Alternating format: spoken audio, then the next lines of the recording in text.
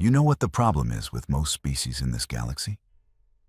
They judge based on appearance. And let me tell you something. After 30 years of training soldiers across 12 different systems, I thought I had seen everything. I thought I knew better. I was wrong. My name is Tharix, and I teach advanced combat theory at the Galactic Federation Academy on Varaxis Prime. Before you ask, yes, I have killed more beings than you have probably met in your entire life. 4 wars, 16 campaigns, and countless skirmishes have given me a perspective that most instructors simply do not possess. I do not teach theory from books. I teach reality from experience. That particular morning started like any other.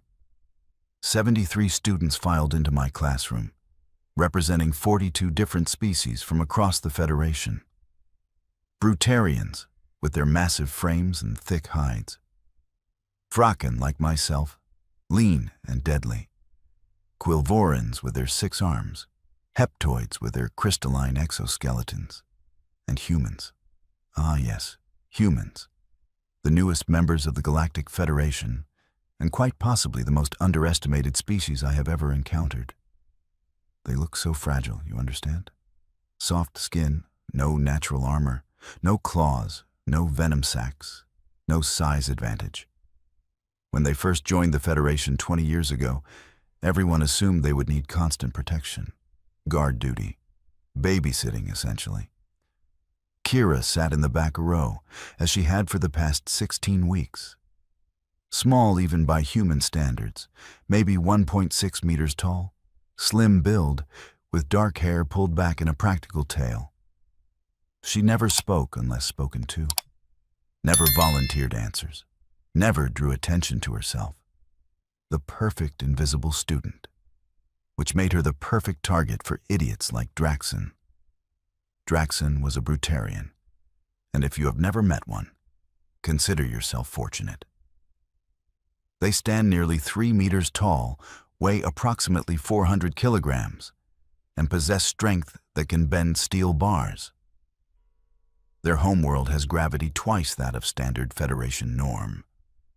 They are natural warriors, proud of their combat heritage, and often, well, let us just say they are not known for their humility or intelligence.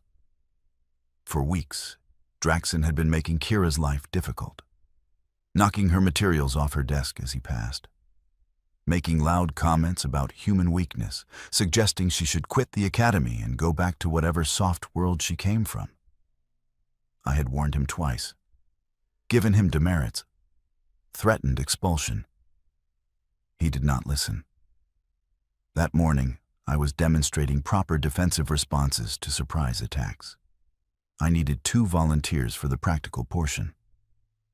Before I could select anyone, Draxon's hand shot up. I volunteer, instructor, and I recommend the human as my partner. She needs the practice. The classroom went quiet. Several students shifted uncomfortably. Everyone knew what was happening. Everyone knew Draxon was looking for an excuse to hurt her. Kira stood up slowly, her face completely blank. No fear, no anger, nothing. Just calm acceptance. Kira, you do not have to, I began. It is fine, Instructor Tharix, she said quietly. I accept. They moved to the center of the training floor. Draxon grinned, showing all his teeth. It was not a pleasant expression. I explained the exercise. Draxon would attempt a surprise grab. Kira would demonstrate proper escape techniques. No strikes to vital areas. Controlled force only. Standard training protocol. Begin when ready, I announced. Draxon did not wait even half a second. He lunged forward with speed that was honestly impressive for his size, both massive hands reaching for Kira's shoulders. This was not a training grab. This was an attack meant to crush bones. What happened next took approximately 4 seconds, but I have replayed it in my mind thousands of times since. Kira moved, not away, toward him. She slipped inside his reach before his hands could close, driving her elbow upward into the soft tissue under his jaw with a crack that echoed through the room. Draxon's head snapped back. She pivoted, using his forward momentum against him, and swept his leg. All 400 kilograms of Brutarian muscle crashed to the floor. The impact shook the room. But she was not done. Oh no, not even close. Before Draxon could recover, Kira dropped onto his chest, one knee pinning his primary arm, her hand finding a pressure point on his neck that made him gasp in pain. "Do you yield?" she asked. Her voice was still quiet, still polite, still absolutely calm. Draxon roared and bucked, trying to throw her off. She rode the movement, adjusted her position, and applied more pressure. His face turned an alarming shade of purple. I said, "Do you yield?" That is when Draxon's 3 friends made the stupidest decision of their lives. Vexer, Grell, and Huntok rushed forward to help their companion. Kira saw them coming. Her head turned, those human eyes scanning, calculating, and I swear I saw something shift in her expression. Something cold, something predatory. She released Draxon and stood in one fluid motion. Vexor reached her first, throwing a punch that should have taken her head off. She ducked under it, drove her fist into his kidney, and as he folded, brought her knee up into his face. Blood sprayed. He went down. Grell came from her left, Huntok from her right. Classic pincer attack, taught in basic combat training, except Kira did not retreat. She charged directly at Grell, the smaller of the two. He was not expecting that. Nobody expects the tiny human to attack the larger opponent. She leaped, wrapped her legs around his neck, and twisted. The momentum sent both of them spinning. Grell hit the floor face first with Kira on top of him, already moving toward Huntok. Huntok had 3 seconds to react. He chose poorly. He tried to grab her. She let him catch her arm, then used it as a fulcrum to swing her entire body around, both feet slamming into his throat. He staggered back, choking, and she followed. A strike to the solar plexus, another to the temple, a sweep that took out both his legs. He fell like a demolished building. Draxon had recovered enough to stand. He charged at Kira's back with a roar of pure rage. She heard him coming. Of course she did.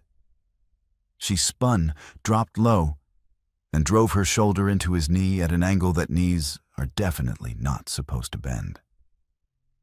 The snap was audible throughout the entire classroom. Draxon screamed and collapsed. Again. Silence filled the training hall. Absolute, total silence. 4 of the Academy's largest students lay on the floor in various states of consciousness. Kira stood in the center, breathing slightly harder than normal, but otherwise appearing completely unaffected. There was blood on her uniform, but none of it was hers. She looked at me, and I saw something in her eyes that made my combat-hardened instincts scream warnings. This was not a student. This was a soldier, a real one. "Instructor Therix, I apologize for the disruption to your class," she said formally. "I am ready to accept whatever disciplinary actions you deem appropriate. However, for the record, I would like to state that Draxon attacked me with lethal intent, and his companions joined the assault. I defended myself using reasonable force. All 4 are alive and will recover." Reasonable force. She called that reasonable force. I looked at the carnage, looked at her, looked at my other students, who were staring with expressions ranging from shock to outright terror. "Class dismissed," I said quietly. "Everyone except Kira, report to your next scheduled activity. Medical teams to the training floor immediately. Kira, you will remain here." The students fled. literally fled. I had never seen a classroom empty so quickly. Kira stood at attention, hands clasped behind her back, waiting. The medical teams arrived and began treating the 4 attackers. Draxon was still whimpering about his knee. Vexer had a broken nose and possibly a ruptured kidney. Grell had a concussion. Huntok could barely breathe. Academy security arrived next, led by Borvak, a grizzled veteran who had seen his share of cadet fights. He took one look at the scene and let out a low whistle. "What in the name of the 17 hells happened here, Therix?" I gestured to Kira, who still stood perfectly still, perfectly calm, like a statue of patient obedience. That human happened. Borvak's eyes widened. He looked at Kira, then at the 4 massive students being loaded onto medical stretchers, then back at Kira. That little thing did all this? That little thing just taught me that I know absolutely nothing about humans, I said quietly. And I suspect we are all about to learn a very painful lesson. Kira said nothing. She simply waited, those cold, calculating eyes watching everything, missing nothing. And I realized with absolute certainty that she had been holding back, that what we had just witnessed was restraint, not full capability. The Academy was about to discover what happens when you corner a human. And I had the distinct feeling that before this was over, nobody was going to survive the lesson unchanged. The security footage did not lie, but watching it still made my scales itch with discomfort. Administrator Yaleth replayed the incident for the 7th time, her 4 eyes blinking in different sequences as she processed what she was seeing. Borvak stood beside me, arms crossed, his usual gruff demeanor replaced by something approaching respect, or possibly fear. With him, those 2 emotions often looked identical. "Pause it there," Yeleth said, freezing the image at the moment Kira's elbow connected with Draxon's jaw. "Look at the angle. Look at the precision. That is not self-defense training. That is military conditioning." "The human said she grew up on a colony world," Borvak offered. "Maybe they train differently?" I laughed. Actually laughed. Both of them turned to stare at me. "You think colony worlds teach their children to dismantle 4 trained fighters in under 10 seconds? No. This is something else entirely." Yeleth tapped her datapad, pulling up Kira's file. Standard Academy records. Birth date, colony of origin listed as terminus, basic education certificates, entrance exam scores that were good but not exceptional. Everything looked completely normal, except for one detail. "Her file has a Federation military seal on it," I said, pointing to the small icon in the corner. "Level 7 classification. We cannot access her full background without proper authorization."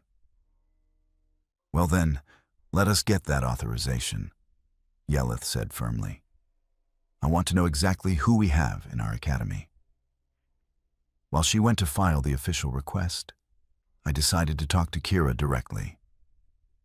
She sat in the waiting area outside the medical bay, still wearing her blood-stained uniform, looking completely unbothered by the entire situation. 2 other students, Torin and Prila, sat far on the opposite side of the room, casting nervous glances in her direction. I sat down beside her. She straightened slightly, but did not look at me. "How are you feeling?" I asked. "Fine, instructor. A few bruises. Nothing serious." "That is not what I meant." She finally turned to face me, and those eyes held an exhaustion that had nothing to do with physical tiredness. "Instructor Therix, I warned him. Multiple times. I filed 3 formal complaints. I told him explicitly that if he attacked me with lethal force, I would respond appropriately. He chose not to listen. Where did you learn to fight like that?" A ghost of a smile crossed her face. Terminus is not like other colony worlds, instructor. It is a death world. Gravity is 1.4 standard. The local predators include things that would give your nightmares. Children learn to fight before they learn to read, because if you cannot defend yourself, you do not survive to adulthood. That explains some of it. Not all of it. She was quiet for a long moment. I served in the Terran Defense Forces for 6 years before coming here. Special operations. When I mustered out, they sealed my records because some missions remain classified. I came to the academy because I wanted a different life, a quieter life.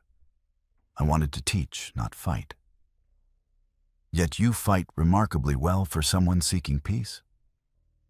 You can take the soldier out of the war, instructor, but the training never leaves. When Draxon attacked, my body responded the way it was conditioned to respond. Efficiently, completely, with overwhelming force to ensure the threat could not continue. The medical bay doors opened. Lexon, the head medical officer, emerged looking tired. The 4 attackers will recover. Draxon needs surgery on his knee. Vexor has internal bleeding, but we stabilized him. The other 2 have concussions and various fractures. They are extraordinarily lucky that the human held back. Held back? Borvak appeared behind Lexon, his expression incredulous. You call that holding back? Lexon's expression was grim. Chief Borvak, I have been a combat medic for 20 years. I know the difference between someone trying to kill and someone trying to neutralize. Every strike that human delivered was precise, measured, and calculated to disable without causing permanent damage. If she had wanted them dead, they would be dead. She gave them exactly enough damage to stop the threat and no more. The implications of that statement settled over us like a cold blanket. Yelith returned, her face pale despite her natural blue coloration. She held her datapad with shaking hands. I got the authorization. I accessed her full file. She looked at Kira with something approaching awe. You were part of Operation Nightfall. You survived the Kelvor campaign. You have 17 confirmed kills in close quarters combat and commanded a strike team that... That information is still classified, Administrator. Kira interrupted gently. And not relevant to this situation. Not relevant? You are a decorated war hero sitting in my academy pretending to be a regular student. I am a regular student. My past does not define my present. I came here to learn, to grow, to move beyond what I was. But I will not allow myself to be killed or seriously injured because someone decided I look like an easy target. Borvak's communicator chirped. He answered it, listened, and his face darkened. We have a problem. Draxon's clan just arrived on campus. 12 of them. They are demanding to see Kira. They are talking about family honor and retribution. Kira stood slowly, that cold expression returning to her face. Then I suppose we are not done yet. They came for her at midnight. I was in my quarters reviewing training protocols when the emergency alert sounded. Security breach near the student dormitories, multiple hostiles. I grabbed my weapon and ran. By the time I arrived, it was already over. Well, the ambush part anyway. 12 Brutarians, all wearing clan colors, had surrounded Kira outside her building. Borvak's security team was still 3 minutes out. The attackers had timed it perfectly, or so they thought. You dishonored our brother, the largest one, Carvon, announced. You broke his knee, made him look weak. For this, you will pay. Kira stood perfectly still, assessing the situation. 12 opponents, each outweighing her by 200 kilograms minimum. Any reasonable person would surrender, call for help, try to negotiate. Kira was not reasonable. Last chance, she said quietly. Walk away. Tell your brother he started this. Tell him he lost fairly. Walk away and this ends here. Carvon laughed, a deep, rumbling sound that his companions echoed. You think you can fight all of us, little human? You got lucky with Draxon. That luck ends tonight. I never rely on luck. Then she ran, not away from them, toward the training complex 50 meters distant. The Brutarians roared and gave chase, exactly as she wanted them to do. I followed at a distance, keeping to the shadows. I should have stopped this. Called for backup. Done something official and proper. But something told me this needed to happen, that the galaxy needed to see what humans truly were when you backed them into a corner. Kira reached the training complex and slapped the door panel. The facility recognized her student credentials and opened. She disappeared inside. The 12 Brutarians crashed through seconds later. I accessed the external override and activated the building's internal monitoring system. Every screen in my vision lit up with different camera angles. The training complex was dark except for emergency lighting. Kira moved through it like a ghost, heading for the environmental controls. The Brutarians spread out, searching, calling insults and threats into the darkness. She hit the gravity controls first. The training rooms had variable gravity for different species. She cranked it to 2.1 standard, Brutarian normal. But she had grown up in 1.4 gravity. This gave her an advantage. Drexus found her first, or thought he did. She let him see her, led him into the hand-to-hand combat room, then used the padded walls and obstacles against him. He swung wildly. She ducked, weaved, struck pressure points with surgical precision. He went down in 40 seconds. 1 down, 11 to go. Hulvax and Gorvan came together, learning from their companion's mistake. She did not fight them directly. Instead, she activated the combat drones, usually used for defense training. Set them to stun mode. Let them harass the Brutarians, while she picked them off one by one. Gorvan took a drone strike to the back of the head. Kira swept his legs while he was distracted. His skull met the floor with a satisfying crack. Hulvax tried to grab her. She let him, then used a joint lock that bent his arm in a direction arms should never bend. He screamed and released her. A strike to the temple. He collapsed.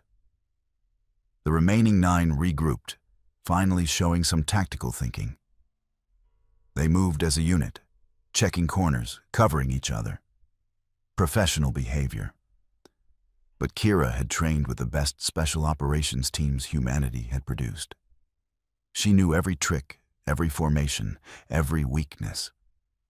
She led them to the zero-gravity chamber, hit the controls. Suddenly, 9 Brutarians were floating helplessly, completely out of their element. She used the handholds built into the walls, moving 3-dimensionally while they flailed. Picked them off, one by one. Pressure points, strikes to disable. Each Brutarian neutralized before the others could react. By the time Borvak and his team arrived, all 12 attackers were unconscious or groaning in pain. Kira stood in the center of the main training floor, breathing hard but standing tall. Her uniform was torn.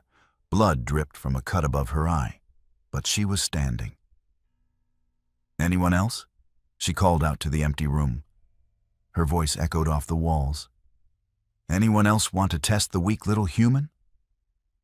Silence answered her.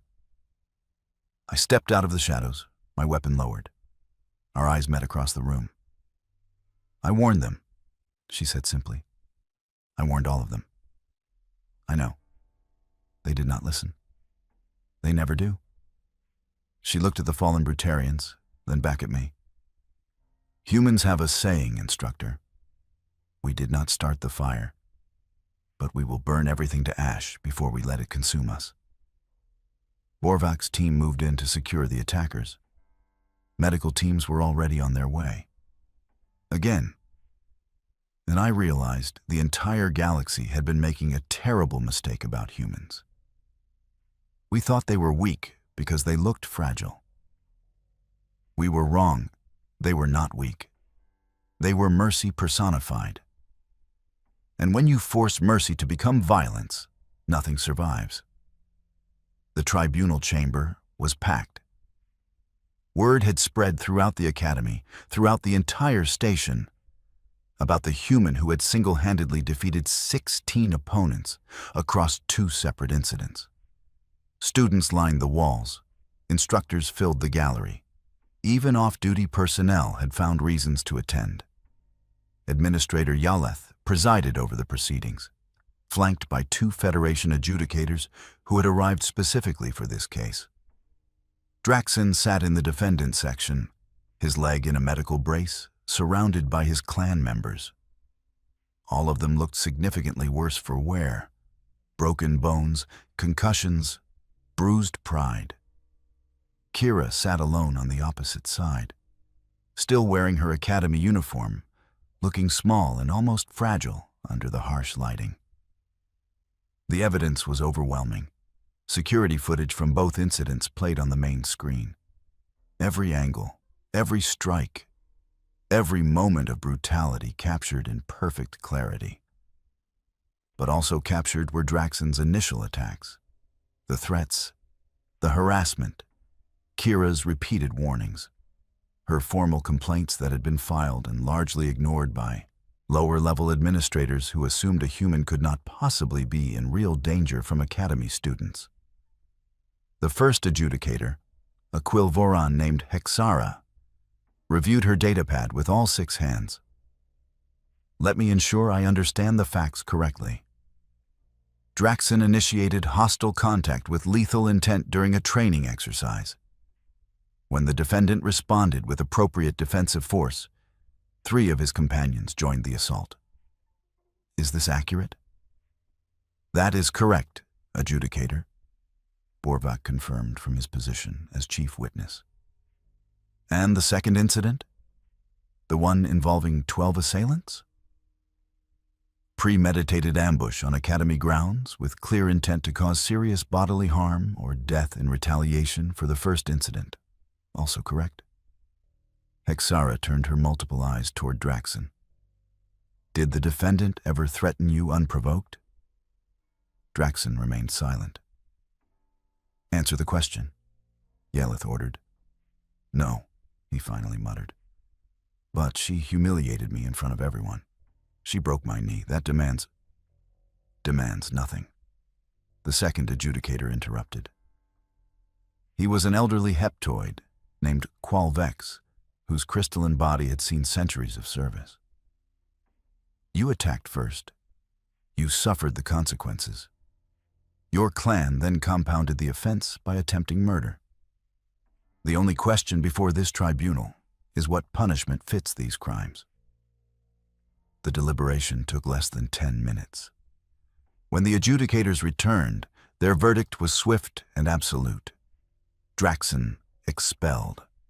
Criminal charges filed, his clan members expelled. Criminal charges filed. Combined fines totaling 300,000 credits. Banned from Federation facilities for 15 years. Kira? Cleared of all charges. Self-defense confirmed. Commended for restraint given her capabilities. As the chamber emptied, I watched the other students' reactions. Fear, yes, but also respect, understanding. The human had tried peace first, had filed complaints, had given warnings, had done everything the proper way. Violence had been the last resort, not the first choice. That afternoon, I stood before my advanced combat theory class. 73 students, but the energy was completely different now.